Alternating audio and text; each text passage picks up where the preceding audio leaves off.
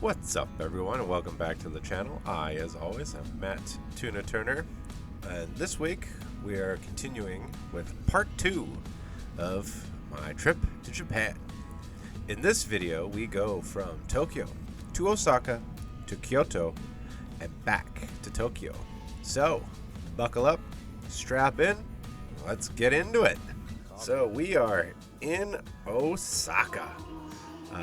We are going to go to Universal Studios Japan to check out Nintendo World. We're also going to go to Dragon Quest Island, which is something I've never really even considered before. Hopefully it's cool. And of course, there's going to be some retro game hunting and shopping. We stayed at this hotel called The Bridge, and if you're ever in Osaka, I highly recommend it. 5 stars. We'll be back. So after we checked into our hotel, of course we had to go check out the area. We wanted to do a little shopping. We went to this mall here. Pretty cool. Kind of an open concept. Huge. Lots of floors. As you can see, 1, 2, 3, 4. Just lots of floors. Really tall. And of course I wanted to go see what games they had. So I went to this store called Mint Games. Sadly, no video games. It was all card games and statues. But being a huge fan of Magic the Gathering, I figured I'd check it out anyways. All the cards were mostly in Japanese, so didn't really buy any, but I did have a look. Now, I don't generally want to film people in the bathroom. It's a private moment and kind of gross, but I just thought this was kind of cool. A little trippy. Kind of trippy. Of course, we had to go check out the world-famous Dotonbori. Lots and lots of shopping and food in this area, including some retro game hunting. So this is a Book Off Plus. Now, for those of you not familiar, the Off brand of stores are all over Japan, and they've got a bunch. They've got Hard Off, they've got Book Off, Liquor Off, Hobby Off, Mode Off, Off House, and Garage Off. So I went to this one. Specifically because it's a plus. Generally, if it's a plus, it combines a couple of those brands into one store. And this one was pretty big. As you can see, there's a couple floors. But I was only really interested in the retro game section. Now, these stores all specialize in various things. Like Book Off would obviously be books. They're all used and pre-owned items. They've got clothes. They've got guitars, games, books, DVDs, VHS, all sorts of stuff. Anything you could possibly imagine. And like I said, these off-brand stores are all over Japan. Now, if you watched the first video, you know that I'm on the hunt for Game Boy, Famicom, and Super Famicom games specifically. Among other things, of course, but those ones specifically.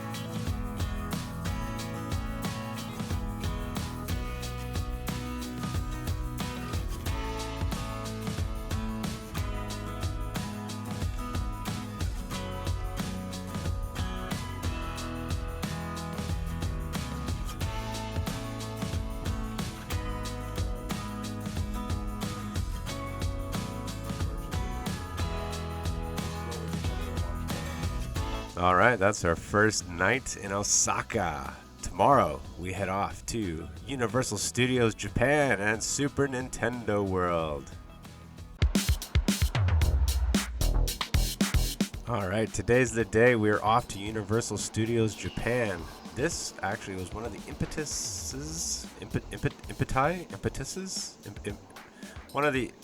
one of the reasons we decided to go on this trip. Not only wrestling, but also because we wanted to go to Super Nintendo World. Now, like everything else in Japan, you need to sign up in advance. In this case, there was no lottery, but we needed to book a time So we're up early, we hit the train, and off we went.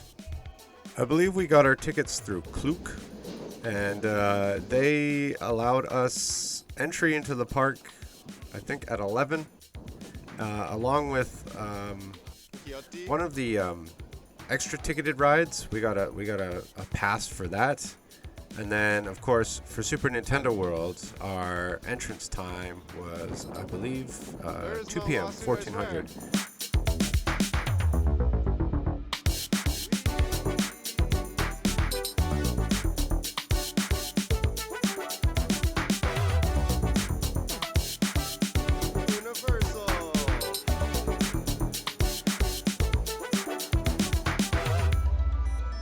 All right, once we're actually in the park after walking through that beautiful entrance walkway area, plaza if you want to say, passing that hotel, we decided the first thing we should do is check out the store. We get a lay of the land, see what kind of products there are here that we can expect to see around the park.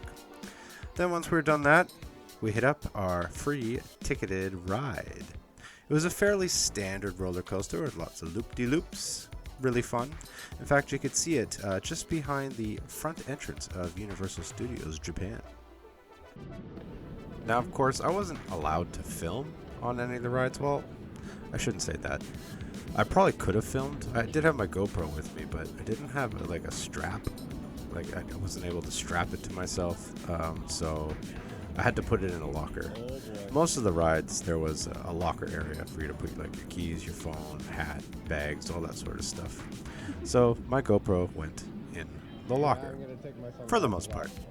After the roller coaster, it was brunch time. So we found a restaurant that was close by that looked good and had no lineup, and in we went.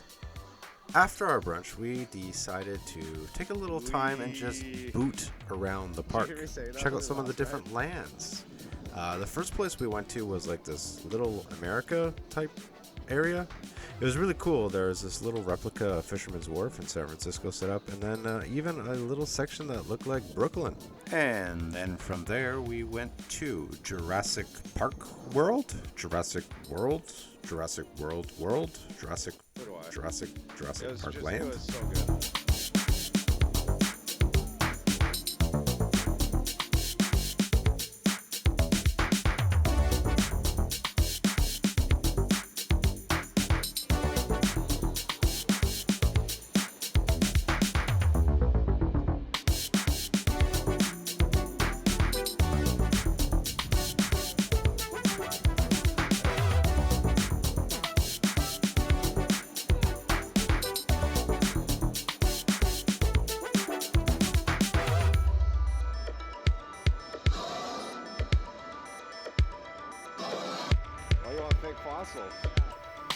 Oh my god. So we went on this ride called like the Screaming Dinosaur or the Screaming Flyer or the Flying Dinosaur or something like that. But it's not like a normal roller coaster. You know how in a normal roller coaster you like sit in a car and you're strapped in? Not this one, no. It's one of those hanging rides.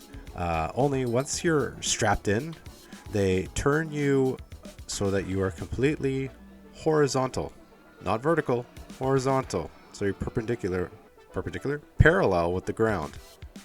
And then once everybody is strapped in and ready to go, the thing just takes off. Like you're gone. You go from like 0 to like Mach 5 in a matter of seconds. If you've ever wanted to know what it's like to pilot an F-35 or a fighter jet, this is it. You go so fast. You're twisting it around and going upside down and doing all sorts of loop-de-loops and twists and turns and shit. It is an absolute blast. If ever you're at USJ, I highly, highly recommend. Highly recommend. Also, I feel sorry for whoever had the seat after me because I may have messed myself. And once we're finished with Jurassic World, we were off to the fantastical wizarding world of Harry Potter.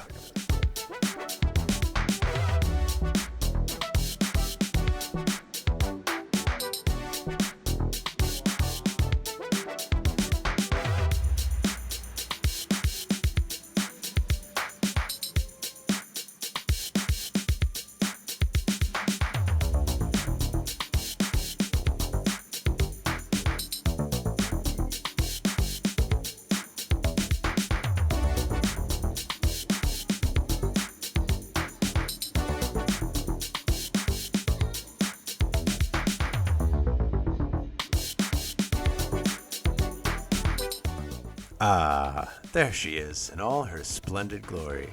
Hogwarts Castle. Now, inside Hogwarts Castle is a ride. You can actually go inside Hogwarts Castle.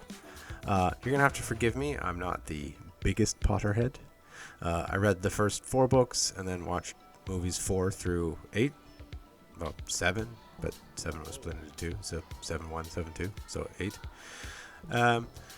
But on this ride, you are on a flying couch. You're on a flying couch, and you go through some of the events in the movies and the books. I believe there's like a Quidditch section, so you're out on the Quidditch pitch, trying to get that golden snitch while sitting on a couch. It's pretty cool. It's a fairly tame experience, especially compared to the screaming dinosaur. But it was fun. It was a lot of fun. And then, of course, afterwards, we had to go check out the shop. There wasn't a whole lot from Harry Potter I was interested in. However, Japan in the winter is freezing, and I had spent a week at this point absolutely freezing my nuts off. So I decided, hey, maybe I should buy a scarf. So I did. You can see it here. Hufflepuff Puff Pass, am I right? I'm sorry, that was just a really lame joke. It's too easy. Anyways, this scarf was a lifesaver. It kept me so warm.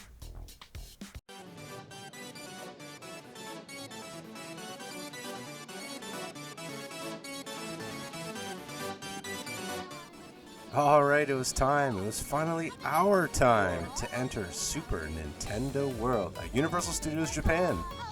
We had made sure to check out the rest of the park, just so that we had all our bases. Yeah, woohoo! Here we go! Make sure we had all our bases covered. We didn't want to miss anything, because we knew once we entered this part of the park, we ain't leaving. So after they check our tickets and give us the A-OK, we have to walk down this long, long path towards the actual Super Nintendo World portion of the park. It's pretty cool though. You can see there's like coin blocks and some arrows that are in the style of like Super Mario 3D World. On the pavement is like 8-bit scores. So like 19,800 blah blah blah blah. Now, as you walk down this park, you need to stop and pick up your power bracelet. You can buy many, many characters. I, of course, chose Peach because it's pink, but they have Mario, Luigi, Daisy, Toad, and Donkey Kong. I was hoping they would have like some of the villains, but when you understand how the bracelets actually work, it makes sense that you can't really choose any of the villains, like Bowser or Bowser Jr. So we purchased our power bracelets, which is pretty cool. They're a little keepsake you get to keep from the park. Can't complain with that. We unboxed them and then we connected them to our smartphones.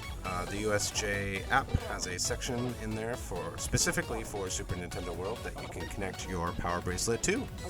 Anyways, let's just put a pin on the power bracelets for now and enter Super Nintendo World. Ah, the most magical place on Earth. Not Disney. You enter through a warp pipe because, of course you do.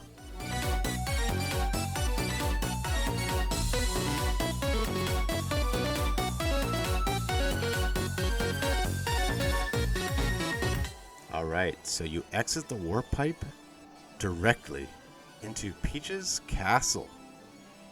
Man, is this ever cool or what?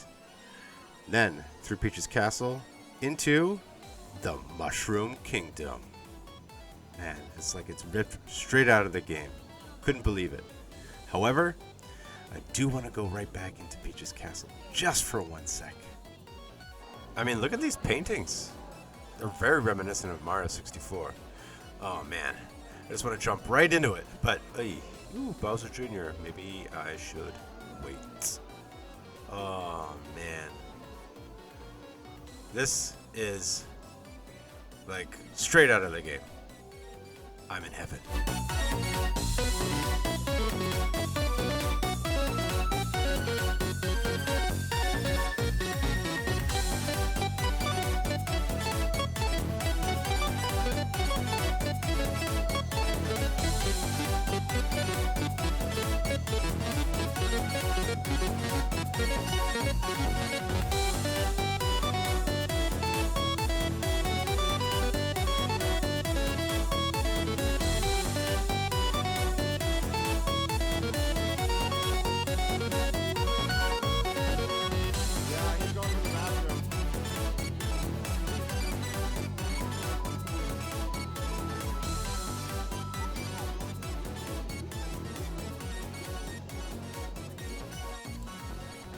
Don't forget to hit a coin block.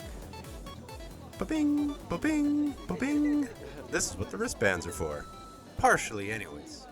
Oh, while we're on the topic of wristbands, as I mentioned earlier, you connect them to your smartphone, Android, Apple device, through the USJ app. And because it is Nintendo, of course, they have gamified the theme park experience. It's pretty cool. So not only can you collect coins by going to coin blocks that are scattered around the park, there's also mini games. You know those little keys from Super Mario 3D Land, I believe it was, and Super Mario 3D World, maybe even Super Mario Wonder. No, it was just Looker Flowers. Anyways, there's 5 keys you're supposed to collect in some of those levels, and then with that you get whatever the MacGuffin is for that level. Only there's no MacGuffin this time. Oh, no. Instead, you get a chance to fight Bowser Jr. And in order to get these keys, you need to compete in little mini-games. Actual, physical, real-world mini-games. Some are simply spinning a wheel really fast. Others were timed hits. And others were tapping a screen. You also got points for the Mario Kart ride. And all of this is tracked inside the app. And you get to use these points and coins to compete against your friends and other people at the park for the day.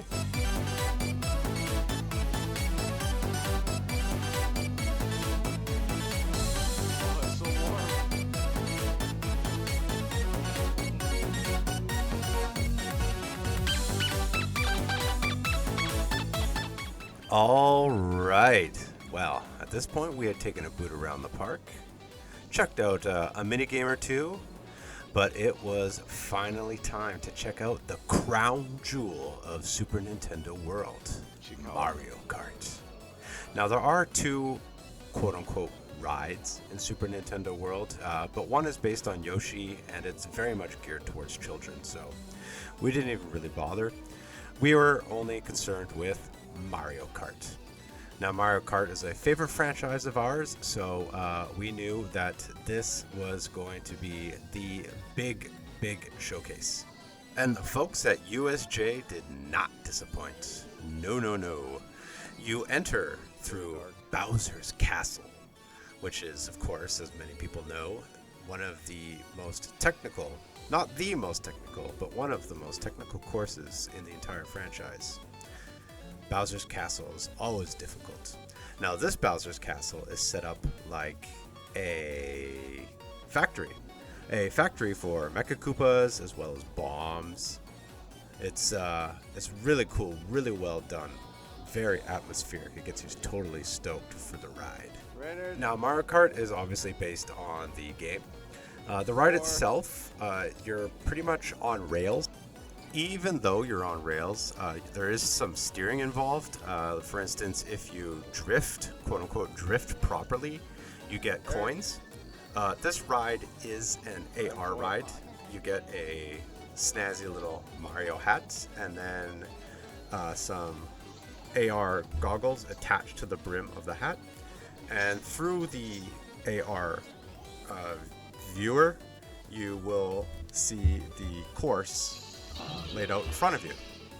For this experience, we are split into teams. Each car has 4 people inside of it, and even though we are competing with each other, we are all competing on the side of Team Mario versus Team Koopa, or Team Bowser.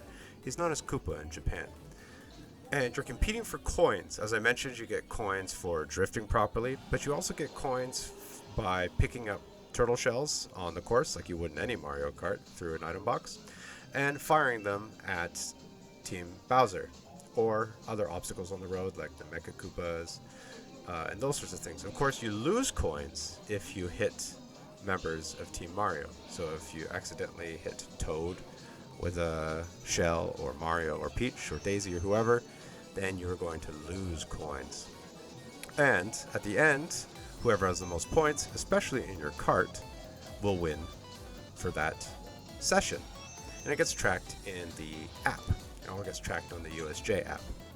Now, the goal is to get at least 100 coins per player. And with those 100 coins, you obviously beat Team Koopa, Team Bowser. And as I mentioned, the top player in your car is the person who wins out of the 4 people inside of your cart. Now, I won, but I forgot to tap in. So, boo-hoo us. We had to go again on my demand. Apparently, I'm really good at Mario Kart.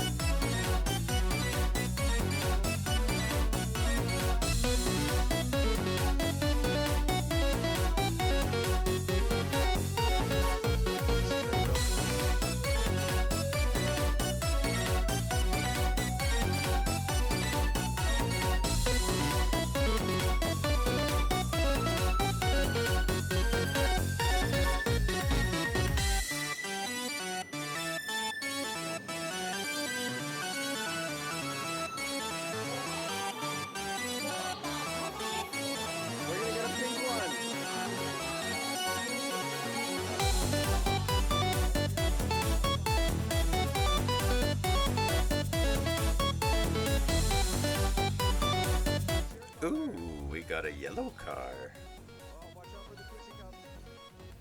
Oh, watch out for the little cup. Clip on our goggles. Alright, now as you saw, I was not supposed to be filming here, but I decided to do it anyways. I was curious to see what it looks like outside of the AR. Now, obviously you have no idea what I'm seeing, but through the AR lens, I'm seeing all sorts of things to collect and shoot. And there is a running meter of points, of coins, in the corner of my display, which I was too busy to pay attention to. It does tell you at the very end. I got 134, as you will see. And yeah, so this is what it looks like outside of the AR. Now, I did my best. I was so preoccupied trying to film this that I, as I mentioned, forgot to tap in. So my 134 point score did not count. Oh well.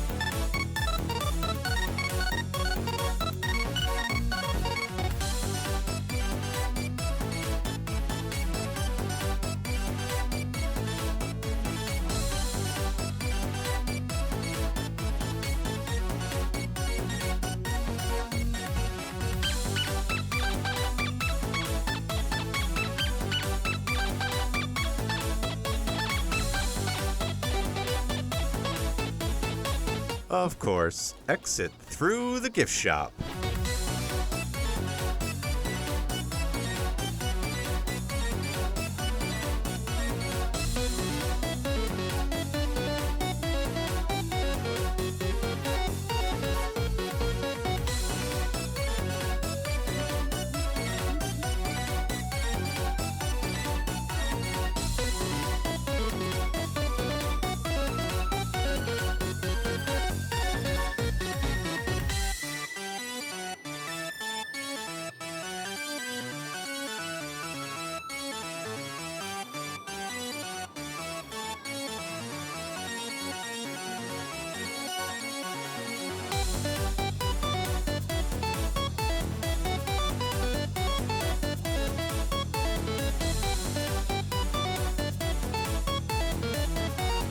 Oh, it's Peach! Of course she's here. All your favorite characters are walking around this part of the park.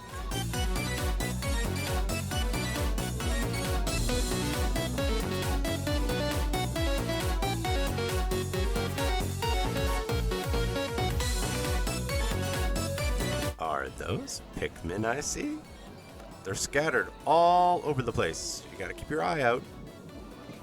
Alright, at this point we are famished. So, we got a reservation and into Toad's Cafe we went. It's called Kinopio's? Kinopio's Cafe? It was delicious.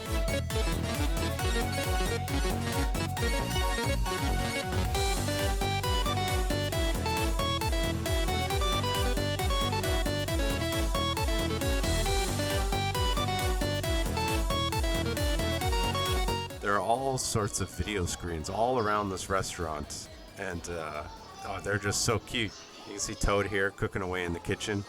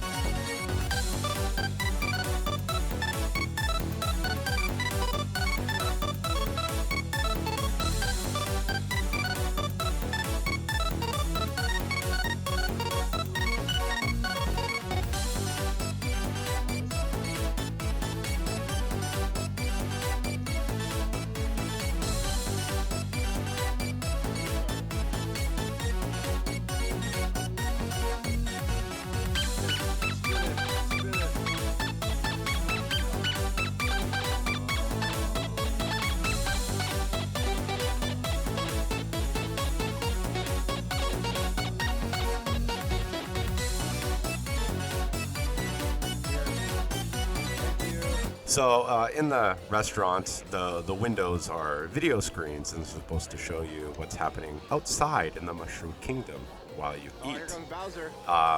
It starts idyllic enough, but of course, eventually Bowser and his minions come and attack the Mushroom Kingdom, and the Toads run and scurry, and it's very cute. It's a nice little show to watch while you eat, and it just kind of adds to the ambiance of Kinopio's Cafe. I have to say, I just love how nonplussed the staff are, just kind of walking around as if nothing's happening. I imagine they see it so often that it doesn't even register on their radar. But I thought the whole thing was very cute, very Nintendo. After some fuel, it's time to check out the newly opened Donkey Kong Country.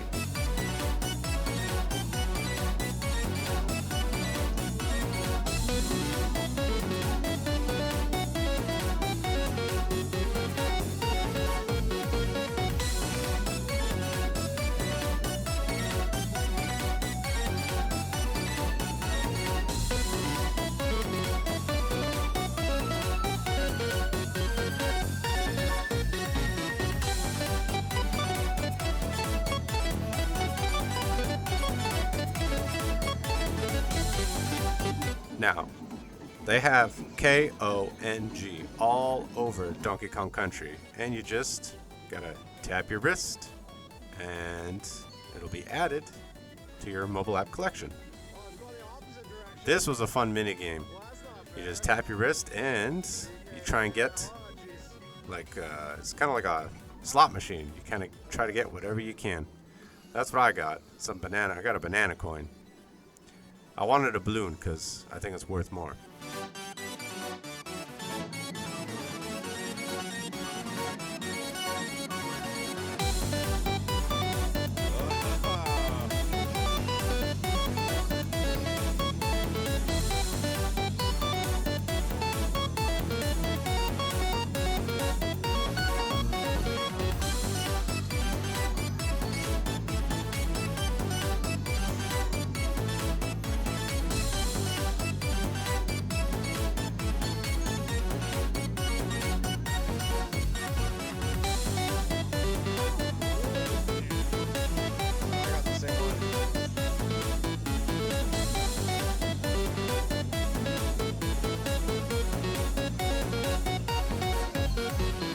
So this was a neat little mini game. Of course, Donkey Kong Country has mini games as well. As you saw, it had the slot machine one. For this one, you had to bang some giant-ass bongos, or congos, I guess, in rhythm, in time with the lights. And doing so would coax out one of DK's animal friends. In this case, it's Rambi. So if you hit the drums correctly and in time, then who pops out but Rambi? Yay! Everybody loves Rambi.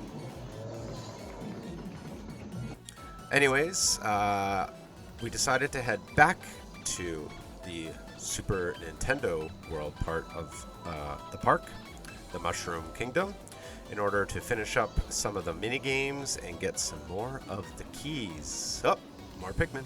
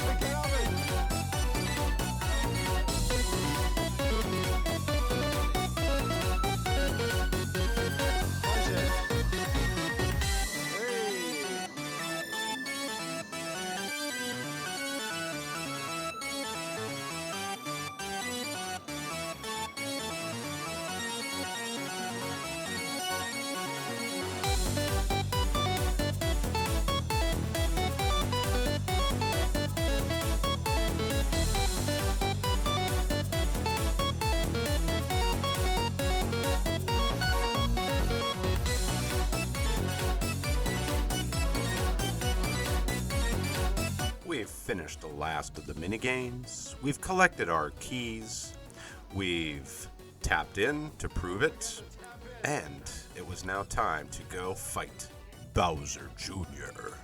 Now, Bowser Jr. is a minigame all in itself.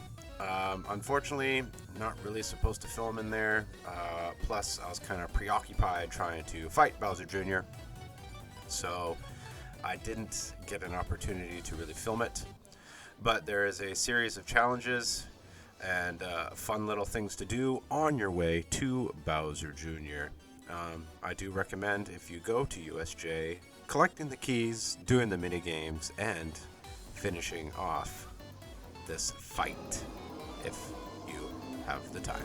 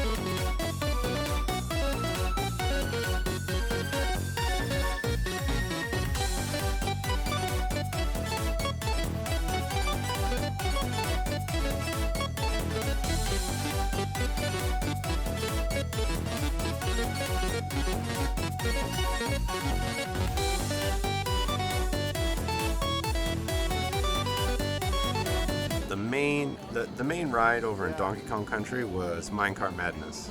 We decided to wait to try and do that at the end of the day because we wanted to do the mini games for the keys and beat Bowser Jr. Plus, as I mentioned, we did Mario Kart a second and possibly a third time. So we did this one at the end of the day, and man, it was a lot of fun. However, I was starting to feel a little iffy, but thought nothing of it.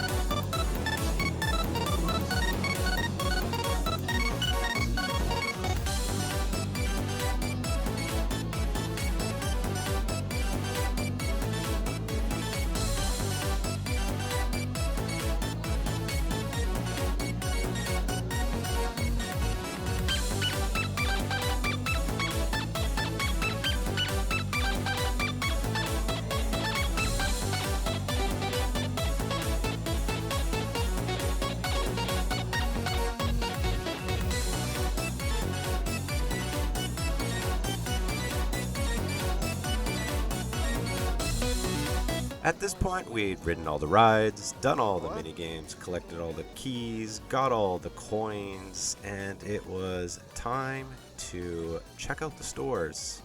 We'd been looking, browsing all day. It was time to make our purchases, if we so choose. So, that's what we did. Mario Kart all store. Before the park closed. Alright, and that was our day at Super Nintendo World at Universal Studios Japan. Honestly, I took so much footage here that I could probably make a video all on its own from just this footage. So if you'd like to see that, let me know in the comment box down below.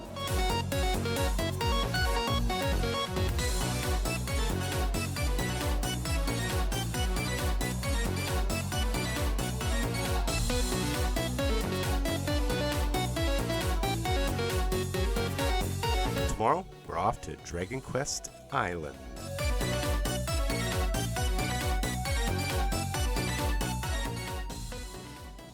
Fade to black. Fade in ominous music.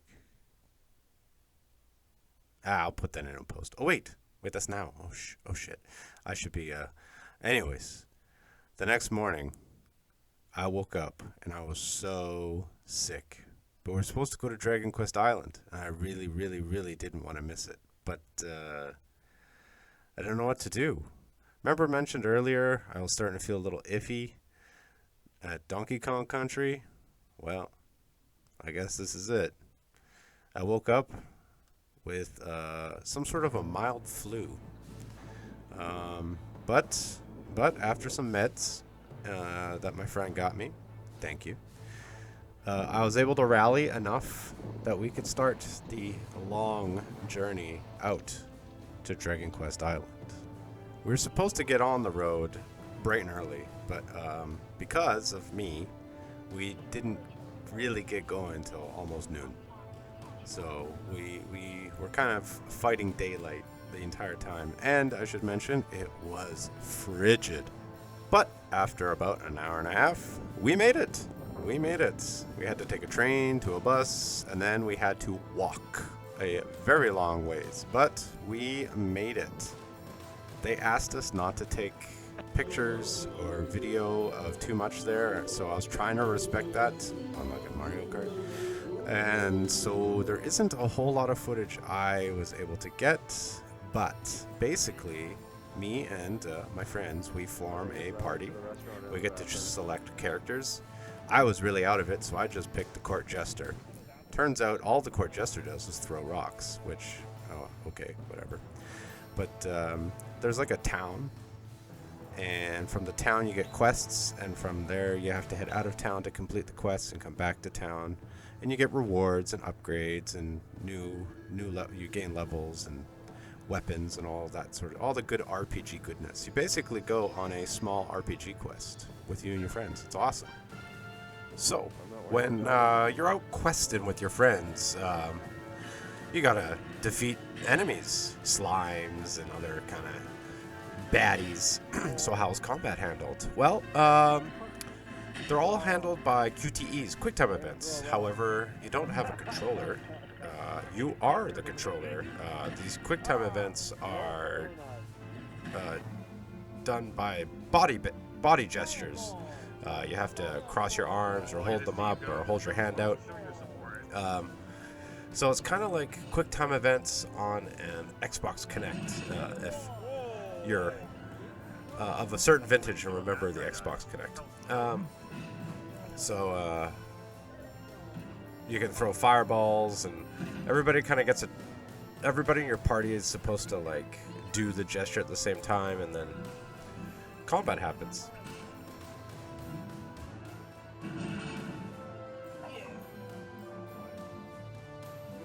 Good thing we got that gear.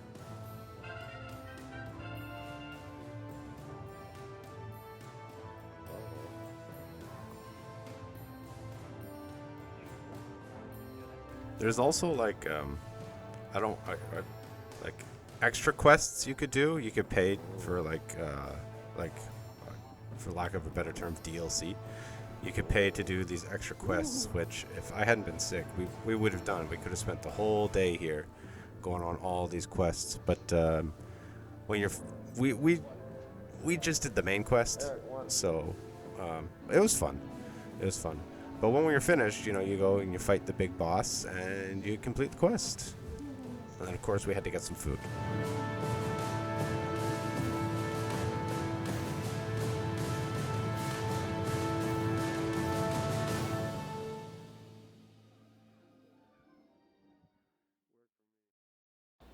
Now, unfortunately, the next morning, I woke up feeling even worse. I tossed and turned all night. My bed was just soaked with sweat. I know, gross. I was running a fever, a pretty high one, so I spent most of the day in bed. However, I did manage to get out later in the day to do some shopping. And where did we go? Nintendo, of course. And Pokemon.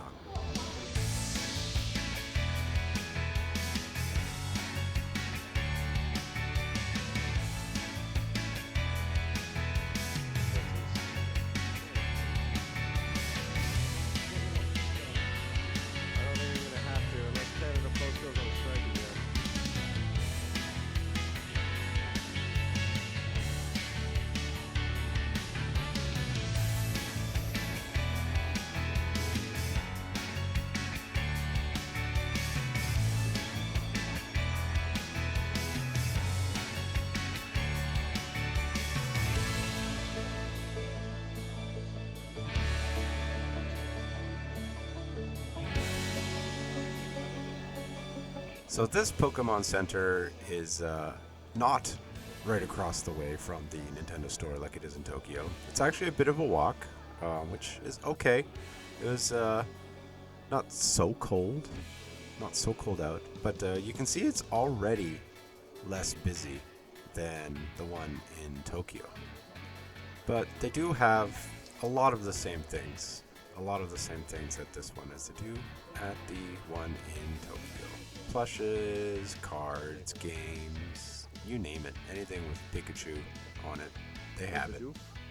After Pokemon, we decided to do a proper boot around Dotonbury. The first thing we saw was this Spider-Man Across the Spider-Verse pop-up store. It was awesome. I love Spider-Man. With great power comes great responsibility. Too bad I have none, and my wallet hurts.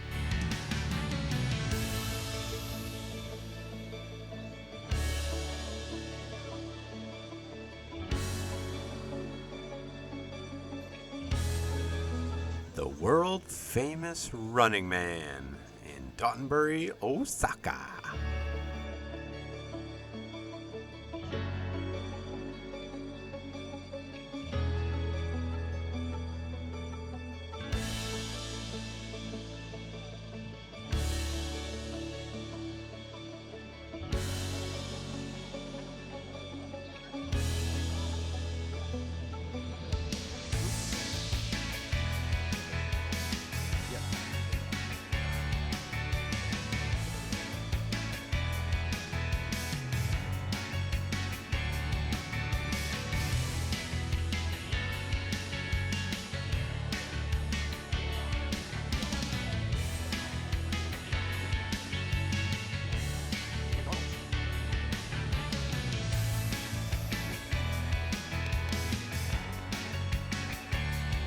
You know, it's really too bad I was so sick for most of Osaka.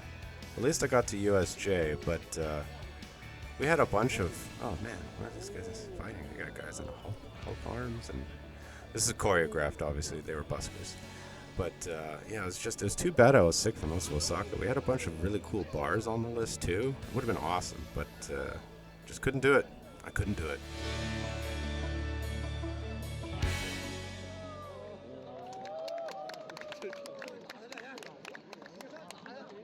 Alright, it's our last morning in Osaka, so we went and got some Belgian waffles, of all things, before hitting the bullet train, or the regular train, sorry, up to Kyoto. We went to this place called Hapje. It's absolutely delicious. They make the best waffles. There's a lot of things with, as you can see, there's a cherub holding his wiener. This is owned by a foreigner who's been in Japan for a while, Belgian waffles. And the food and coffee is just amazing, but there's a lot of, shall I say, innuendo. Like, look at my banana. Hello.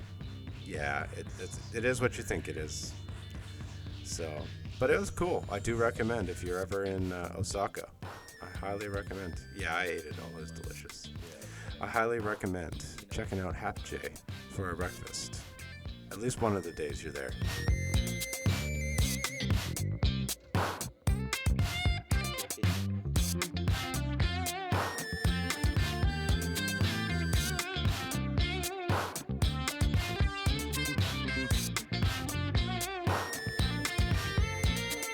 Off to Kyoto we go.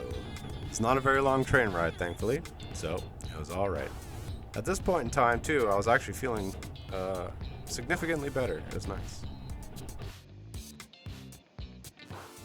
So this is my hotel. We're checking in now. We're in Kyoto. It's called the Hotel Resol Trinity, R-E-S-O-L, Trinity, in Kyoto. And so as you can see, it's pretty nice. It's got its own shrine. It also has its own spa and hot spring in it if you're interested. We didn't get an opportunity to use them, mind you, but after a day of shopping, especially in the winter, it would have been quite nice to use.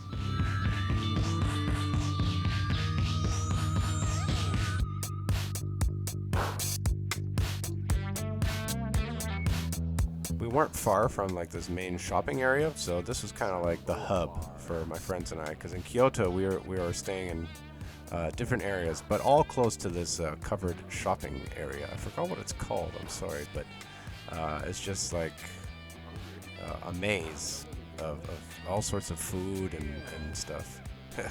Burger King, check this thing out. Top.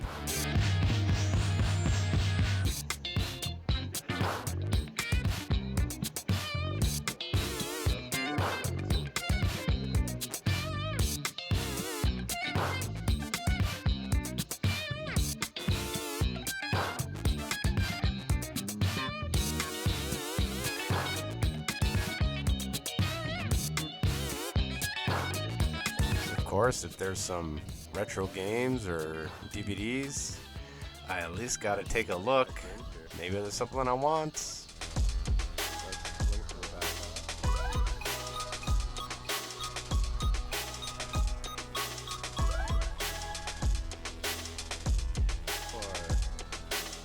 Yes, we went to the Nintendo store in Kyoto as well. So Tokyo, Osaka, and Kyoto. And guess what?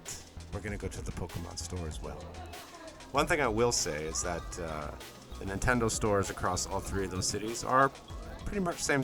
They have a lot of the same stuff, but each store does have an item unique to that store. And it's the same for Pokemon, as you will see when we get there.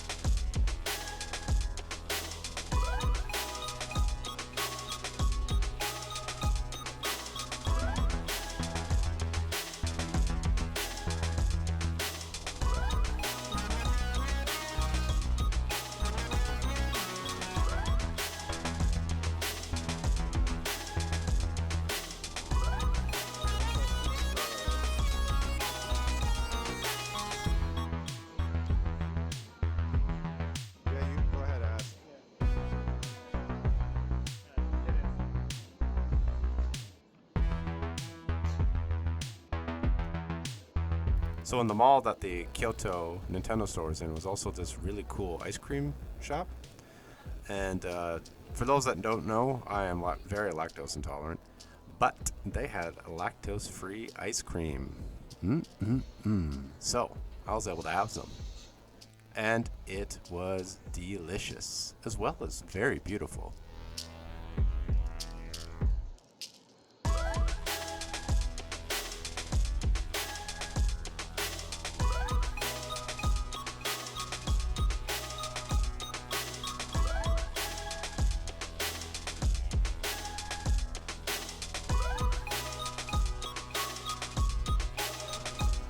Unlike in the other cities, the Pokemon store is a little bit of a walk away. And here we are. Remember how I mentioned they all have a unique item? Well, there it is.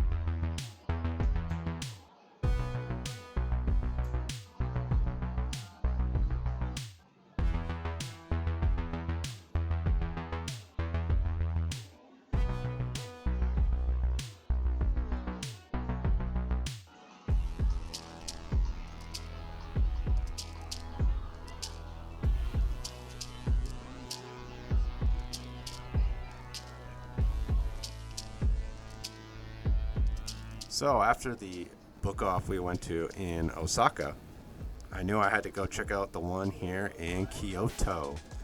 This one was pretty big. It was a couple of floors. Also, I should mention, and maybe I did before, but you really want to check out the Super Bazaars or the Plus ones. They're the ones that seem to have all sorts of things. This one's got books and movies and DVDs, just like the last one, manga, comic books, all of it. But you know me, I was looking for retro video games.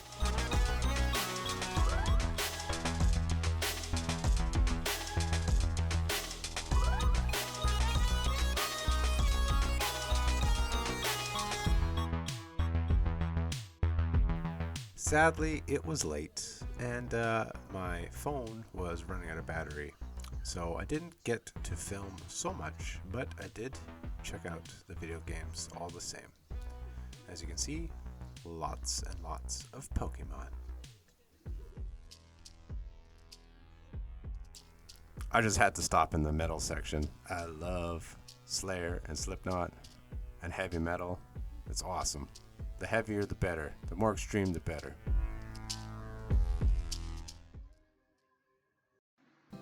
Alright, so here we are the next morning. Me and one of my friends found this wonderful little cafe not too far from our hotel.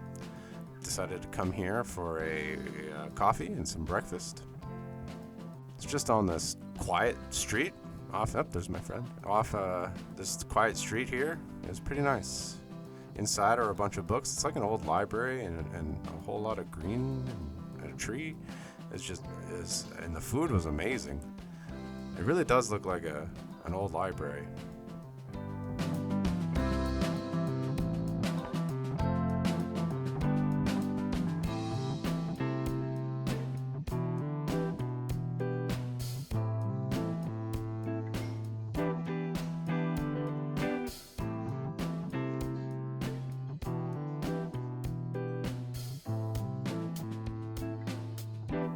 So for those not in the know, Kyoto used to be the old capital of Japan before it was moved to Tokyo. As a result, Kyoto is kind of the cultural and traditional beating heart of Japan. So we decided to check out some of the temples and palaces. This is Nijo-jo Castle. Nijo-jo? I'm sorry, I'm just going to butcher these names. I apologize to all the native Japanese speakers out there. This castle was founded by the founder of the Tokugawa shogunate. It sports some absolutely amazing artwork as well as architecture and a big, beautiful garden.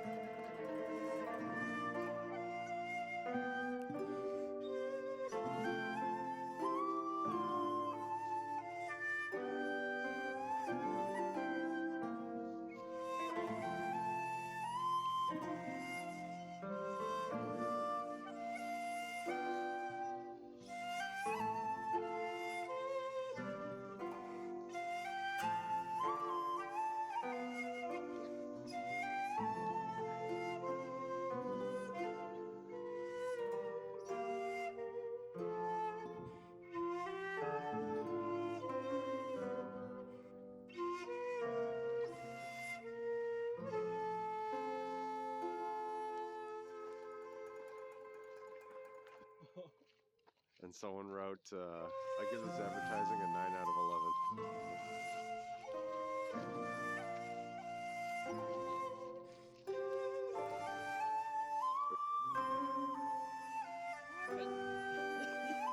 You see Eric? No?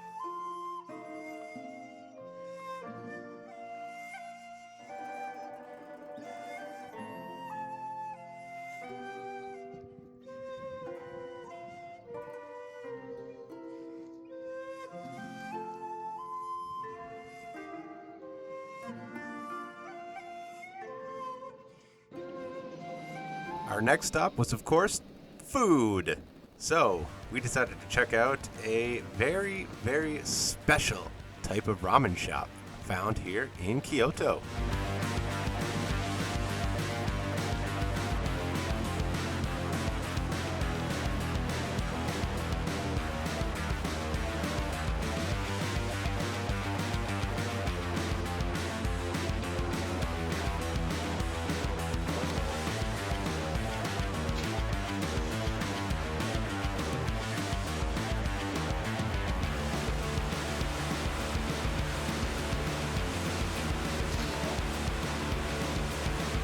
We were handed bibs and told that we could not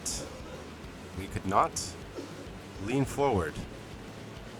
What is about to happen? We had to keep our cameras away. As you can see, two of my friends are wearing their cameras.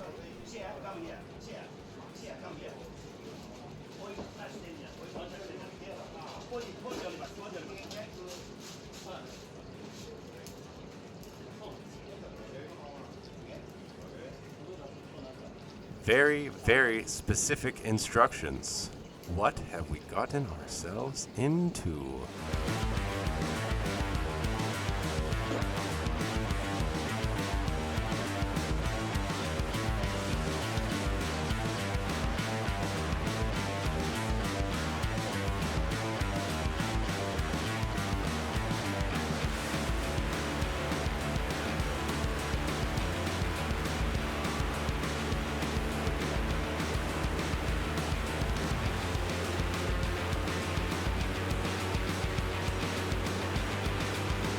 In 3, 2, 1.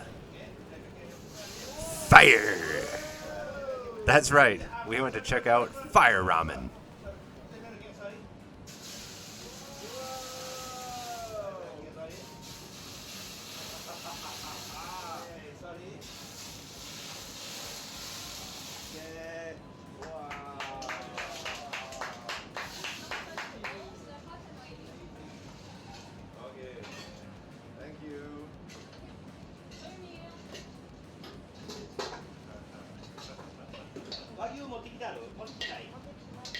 Oh man, it looked good. And believe me, it tasted just as good. Of course, I had to get a beer.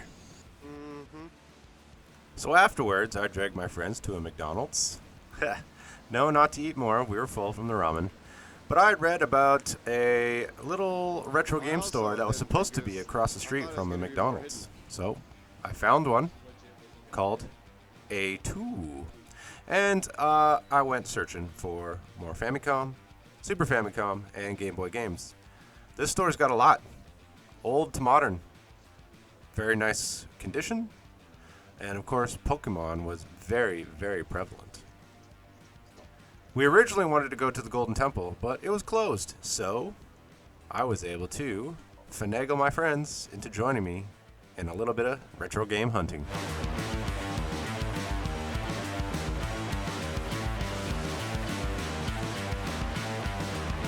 These are all the loose Famicom carts. Of course, they have stuff complete in box, but I was looking more so for loose carts because I plan on actually playing these games, and if I buy anything complete in box, I'm not going to want to open them.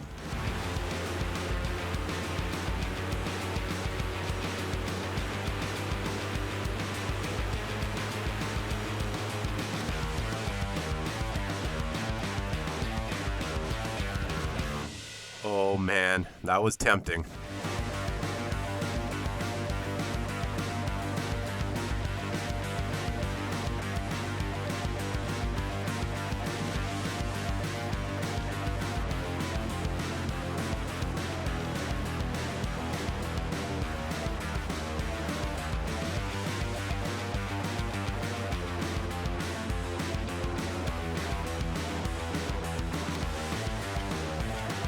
This store was a real random find. I just kind of found it reading forums on the internet, but it was worth it. And as you can see, I got some stuff.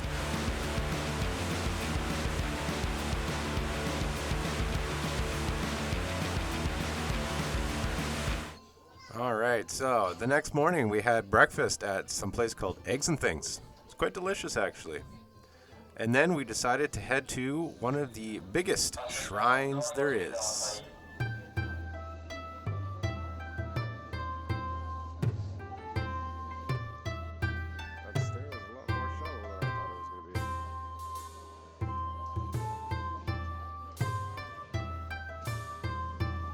This big torii gate should give you a clue. It's a shrine dedicated to foxes. Have you figured it out? Me and one of my other friends decided to dress up in kimonos. You guys can blast me all you want in the comments below about cultural appropriation, but I think the kimono looks quite striking and quite handsome. Also, it's probably the warmest I was the entire trip.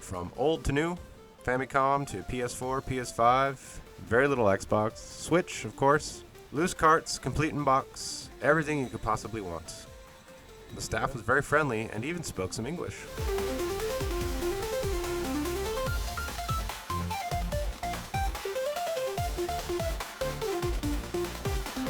Splatoon for the Wii U. Funny enough, I never actually owned it, despite how many hours I put into both Splatoon 2 and Splatoon 3. Ah, yeah, that's what I'm looking for. Loose Super Famicom, Game Boy, and Famicom carts. Oh, whoops, some N64 as well.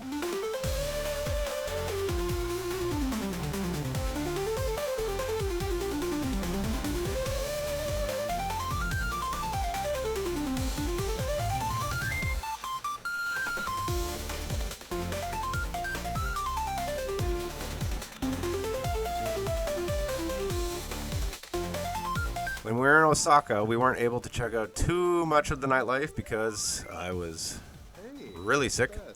So we decided in Kyoto that we would check out at least some sort of gaming theme bar, and we found one. We found Game Bar Clance, I think it was called. I had a couple marked down, but this one was close to where we were going to go for dinner. So we stopped in here for a little pre-dinner drink and some games. Translating the menu, of course, because it was not in English.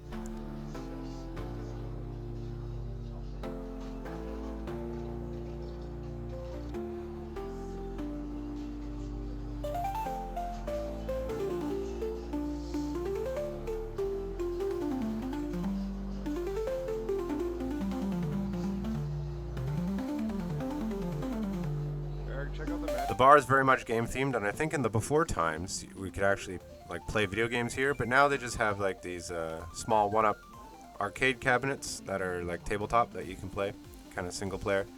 They also had a bunch of card games and board games that you could play. Magic the Gathering, as you can see, kind of piqued my interest.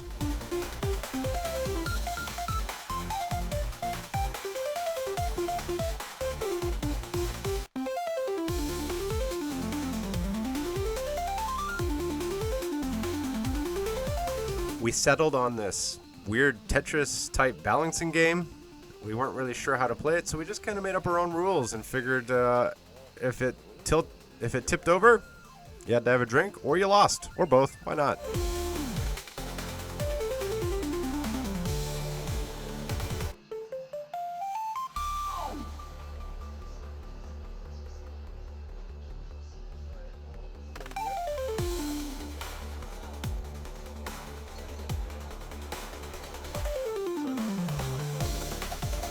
And that's it on day 2 of Kyoto.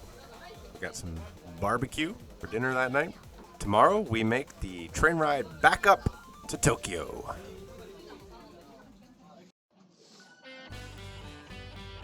Got some food from an underground mall not far from our hotel this morning to bring on the train because we're heading on the Shinkansen back to Tokyo for a couple days before finally saying goodbye to Japan.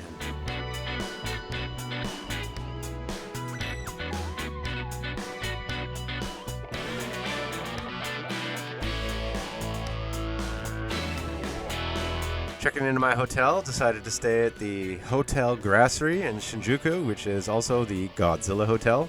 Honestly, can't recommend it enough. It was a great hotel.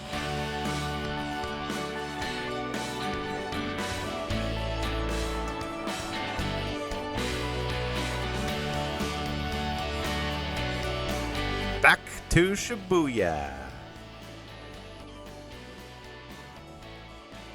Checking out one of the official Square Enix stores. We didn't have a whole lot of time because we spent most of the day on the train.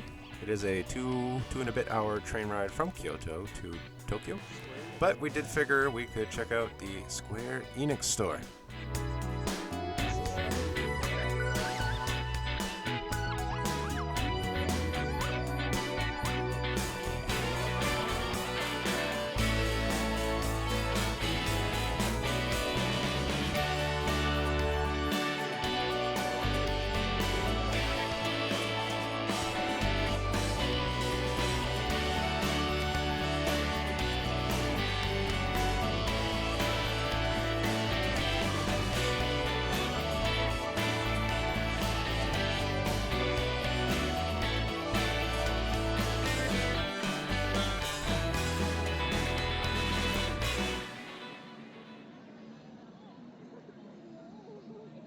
I believe this is our second to last day in Tokyo, so we had to head to the mecca of geekdom, the granddaddy of them all, Akihabara.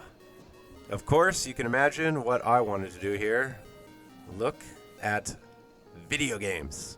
Lots and lots of retro video games. We went to Super Potato and a whole bunch more. You'll see.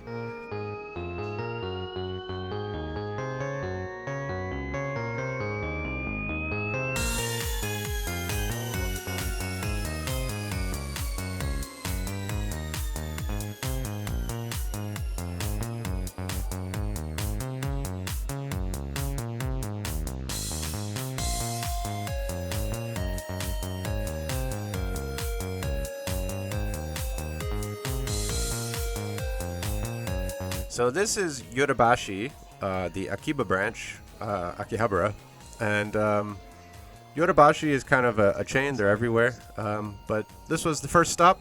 It's pretty much attached to the train station, the JR line. So figured we'd come here. Oh my God, Xbox! Joy-Con. They sell more than just games here. They have appliances and home computers and toys and all sorts of stuff. Think of it like a giant Best Buy.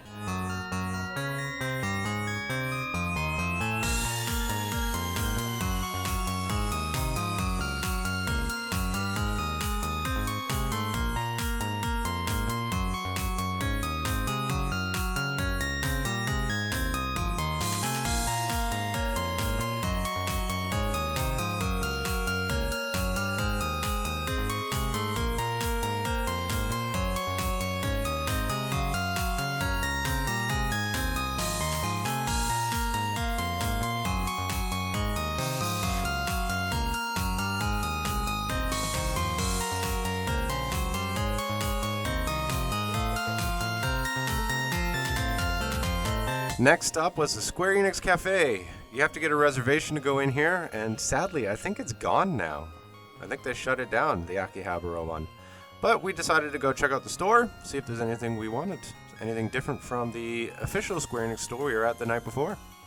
Tara, my girl.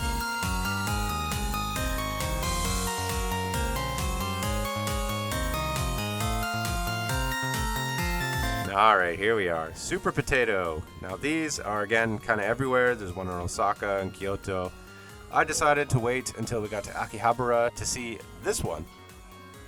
Super Potato is a few floors. They've got everything from complete in box to loose carts for every console imaginable. They've even got an arcade up on the top floor. The aisles are very narrow, so if you're a bigger boy or a bigger girl, a bigger person, you might have some trouble navigating them, but they do have pretty much anything you could possibly want. The prices are pretty reasonable. Everything's in really good condition. And the staff, for the most part, does speak English. For older games that have a battery save, because that's how you used to save things back in the day, there's usually a sticker or a label that says whether or not the battery has been replaced. Of course, it's in Japanese, but you can use your phone, use the Google Translate or whatever translate app you may have, or you could ask the staff and have fingers crossed that they speak enough English to say yes or no, whether the battery has actually been replaced.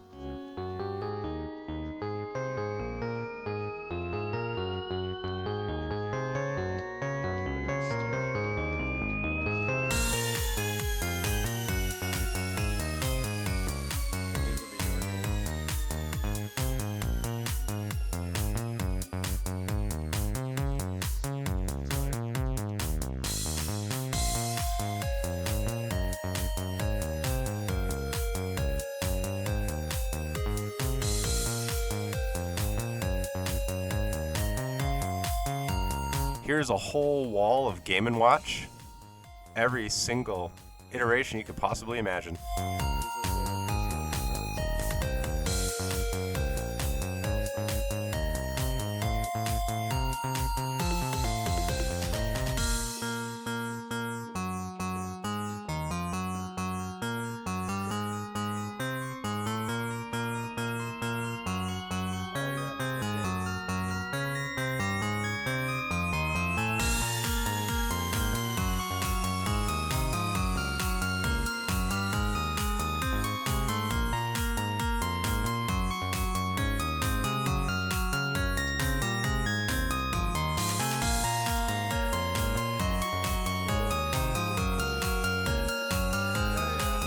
Afterwards, we decided to check out some claw machine stores, some toy stores, game stores, not video games, but like gachas and, like I said, claw machines.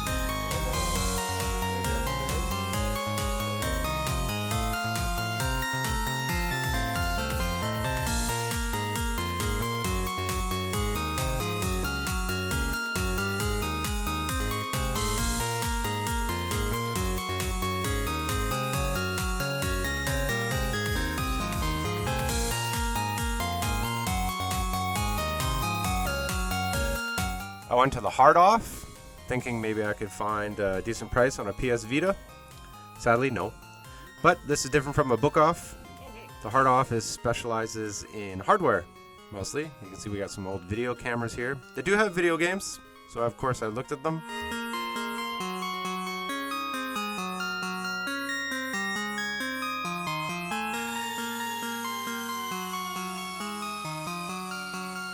But as I said, they specialize mostly in hardware, so we had some Famicoms, GameCubes, and 64s. And here you have some audio equipment, home audio equipment, stereos, speakers. There's an old 3DO.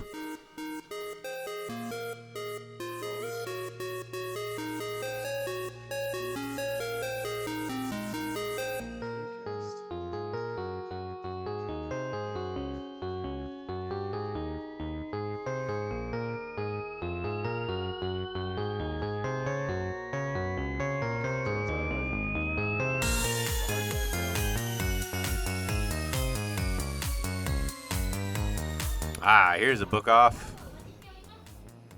Now you notice it was not the Book Off Plus or Super Bazaar, but they still had games that I was able to look through. It just wasn't the largest selection as there was in Osaka or Kyoto.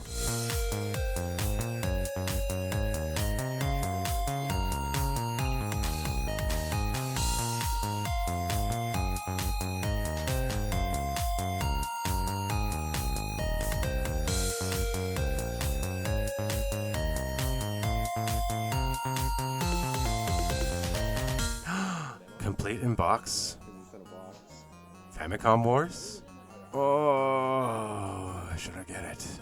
Afterwards, we took a boot around the rest of Akihabara.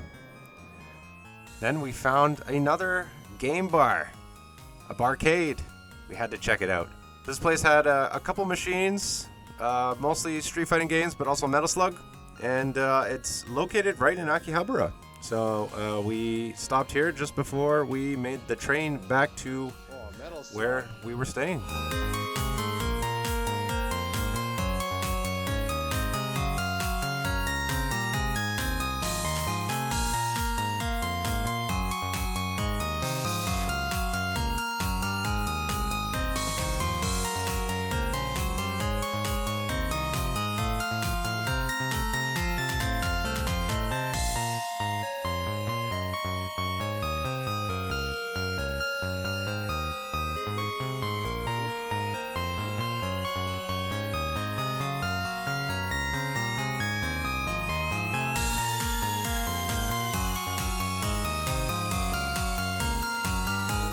Still have my 3DS with me, getting those street passes. Oh, shit, son. Alright, this is our final full day in Tokyo. So, we're going to spend more of it shopping. We started in Shinjuku before moving off to Harajuku.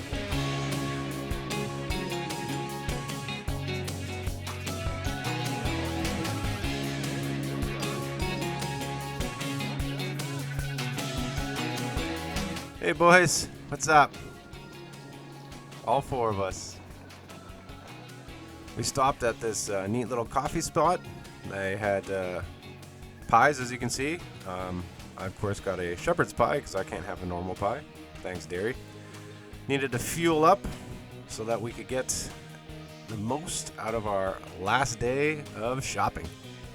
Of course, one of the stops had to be the Sailor Moon store.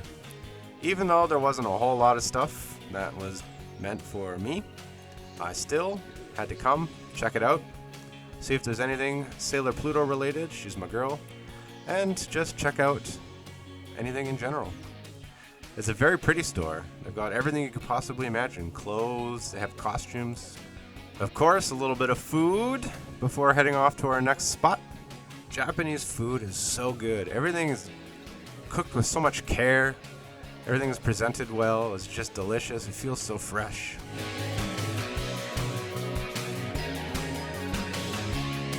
We weren't far from this little egg, so we decided to walk there. For those of you that don't know, this is actually a Square Enix art store. So similar to the cafe and the official store you saw earlier. This is a cafe, but also a store, but also they have a whole section dedicated just to not Final Fantasy, but Square Enix art.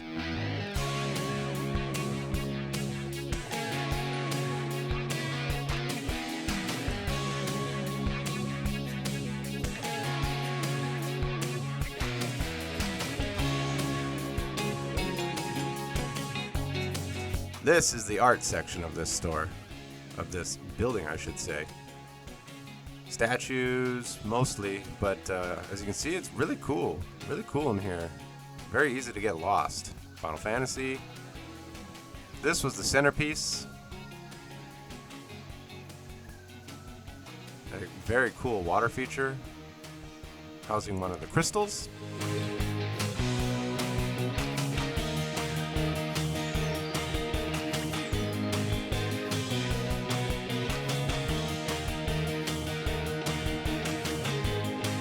As it is a cafe, we decided we're here, might as well get something to eat.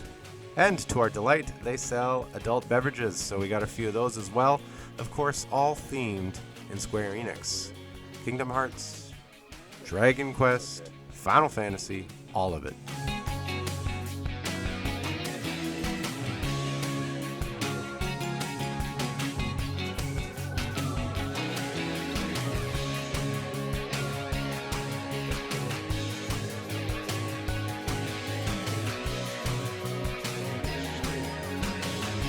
All right, dinner on our last night in Tokyo. We went, of course, to Sushi Row. We had to get conveyor belt sushi. Oh man, did we ever eat? We ate so much. Now, one of the cool things about this place is, after ordering a certain amount, you actually get to play a little game. And you win a prize. They make it really easy to order food. You just tap the menu, tap the screen, and poof, there's more. Oh, here's one of the mini games. We each chose a character, and then basically it's just kind of random. You see what you win, what you don't. This is a slot machine mini game. The mini games are all different. All the mini games are different. We played a couple of them because we ordered that much food.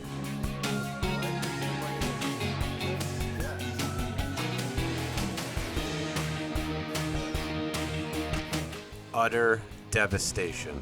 So much food ordered. Oh man, it was so good. So good.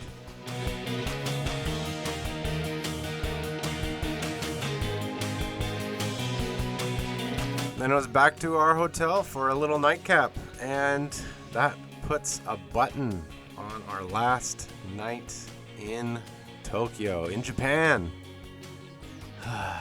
Sad. See it end so soon. This isn't the bar of the hotel. I guess you could call it a lounge, but they had like a Godzilla little mini set up. Got Godzilla and I think Mothra there in the background and a big slug.